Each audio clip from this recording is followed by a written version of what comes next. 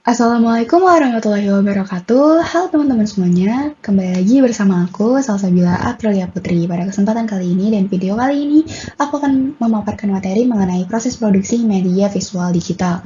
Tanpa berlama-lama lagi, langsung saja kita ke pemaparan materinya. Yang pertama ada pengenalan media visual pembelajaran. Pengenalan media visual pembelajaran merupakan langkah awal dalam memahami bagaimana berbagai bentuk visual dapat digunakan untuk meningkatkan proses pembelajaran. Media visual mencangkup gambar, video, diagram, animasi, dan alat bantu visual lainnya yang dirancang untuk menyampaikan informasi, konsep atau data dengan cara yang lebih menarik dan mudah dimengerti oleh warga belajar. Konsep ini berakar pada pemahaman bahwa manusia cenderung memproses dan memahami informasi visual lebih cepat dan lebih efektif daripada teks atau informasi verbal saja.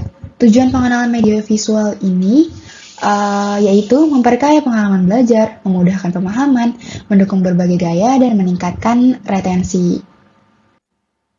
Berikutnya media instruksional visual digital. Media instruksional visual digital merujuk pada bahan pembelajaran yang disajikan melalui format visual digital untuk mendukung proses pembelajaran dan pengajaran. Media ini dapat meliputi berbagai jenis konten seperti teks, grafik, gambar, video, animasi, dan simulasi interaktif. Semuanya diakses dan ditampilkan melalui perangkat digital.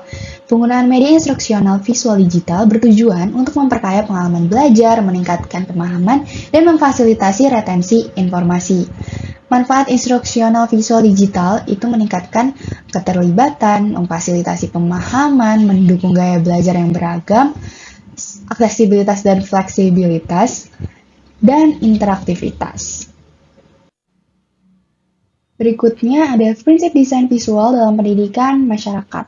Prinsip desain visual dalam pendidikan masyarakat merupakan fondasi untuk menciptakan materi pembelajaran yang tidak hanya informatif, tetapi juga menarik dan mudah diakses oleh berbagai kelompok masyarakat. Prinsip-prinsip ini membantu pendidik dan merancang materi pendidikan untuk menyampaikan pesan mereka dengan lebih efektif, memastikan bahwa informasi tersebut dapat diterima dan dipahami oleh audiens dengan latar belakang yang beragam. Berikut merupakan prinsip-prinsip desain visual dalam pendidikan yang masyarakat. Yang pertama ada kesederhanaan atau simplicity, kedua keseimbangan atau balance, yang ketiga kontras, yang keempat kesatuan atau unity, yang kelima penekanan atau emphasis, yang keenam, alur visual atau visual flow. Yang ketujuh, repetisi atau repetition. Dan yang terakhir, ruang negatif atau negative space. Berikutnya, membuat media visual instruksional yang menarik. Membuat media visual instruksional yang menarik merupakan kunci untuk meningkatkan efektivitas pembelajaran dan memastikan bahwa materi yang disampaikan dapat dengan mudah dipahami dan diingat oleh peserta didik. Berikut adalah beberapa langkah dan tips penting untuk menciptakan media visual instruksional yang menarik dan efektif. Pertama, kenali audiens. Yang kedua, menentukan tujuan pembelajaran. Yang ketiga, memilih jenis media visual yang tepat. Yang keempat, menerapkan prinsip desain visual. Yang kelima, membuat konten interaktif dan partisipatif. Yang keenam, uji dan dapatkan umpan balik. Dan yang ketujuh, evaluasi efektivitas. Berikutnya ada teknik produksi media visual. Di sini aku hanya mengambil 3. Yang pertama ada fotografi. Dalam fotografi ini ada beberapa aspek. Yang pertama komposisi. Komposisi mengatur elemen dalam bingkai untuk menciptakan komposisi yang menarik, menggunakan aturan sepertiga untuk menyeimbangkan gambar. Ada juga pencahayaan. Pencahayaan memanipulasi atau memanfaatkan pencahayaan alami atau buatan untuk menonjolkan subjek dan mengatur mood gambar. Ada juga perspektif. Perspektif mengubah sudut dan posisi kamera untuk menciptakan kedalaman atau menekankan aspek tertentu dari subjek. Yang kedua di sini ada videografi. Videografi terdapat beberapa aspek juga. Yang pertama itu sinematografi. Sinematografi menggunakan teknik seperti angle shot, framing, dan movement untuk menceritakan sebuah cerita atau menyampaikan informasi secara visual.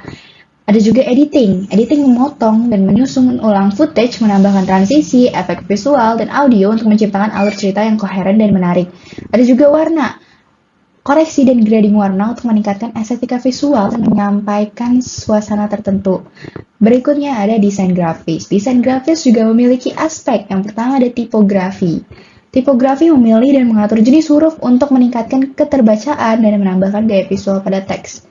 Ada juga palette warna, yaitu memilih skema warna yang koheren dan menarik untuk meningkatkan estetika dan konsistensi visual. Dan yang terakhir ada layout. Layout ini mengatur elemen desain grafis dalam layout yang jelas dan terorganisir untuk memudahkan navigasi dan pemahaman informasi. Next ada penerapan dari media visual. Di sini aku juga mengambil 3 penerapan. Yang pertama itu ada penyuluhan. Penyuluhan ini dapat melalui infografis, poster ataupun banner. Tujuannya di sini untuk menyajikan data dan statistik, yang membantu masyarakat memahami skala dan signifikansi masalah tertentu. Terus juga untuk menarik perhatian publik dan meningkatkan kesadaran tentang suatu isu yang lagi diangkat di dalam penyuluhan tersebut. Yang kedua ada workshop atau pelatihan. Workshop ini bisa melalui presentasi visual, juga demo langsung ataupun video. Dari presentasi itu mendapat dukungan visual yang lebih kuat untuk membuat sesi pelatihan lebih interaktif dan meningkatkan retensi informasi langsung. Dari demonstrasi secara langsung itu memberikan dukungan visual untuk membantu peserta memahami dan mengingat langkah-langkah yang diperlukan. Yang terakhir itu ada pemberdayaan. Pemberdayaan ini dapat dilakukan melalui cerita visual maupun di media sosial. Cerita visual ini bisa menceritakan kisah nyata tentang individu ataupun suatu komunitas yang berhasil mengatasi tantangan, dapat menginspirasi dan memotivasi masyarakat lainnya. Lalu melalui media sosial itu dapat menyebarkan pesan visual edukatif yang memungkinkan jangkauan yang lebih luas dan interaksi dengan masyarakat. Yang terakhir, mengevaluasi efektivitas media visual pembelajaran.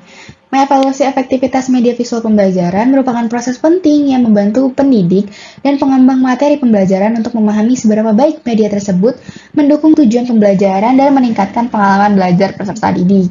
Evaluasi ini bisa dilakukan melalui berbagai metode dan fokus pada aspek-aspek seperti keterlibatan, pemahaman, retensi, dan penerapan pengetahuan.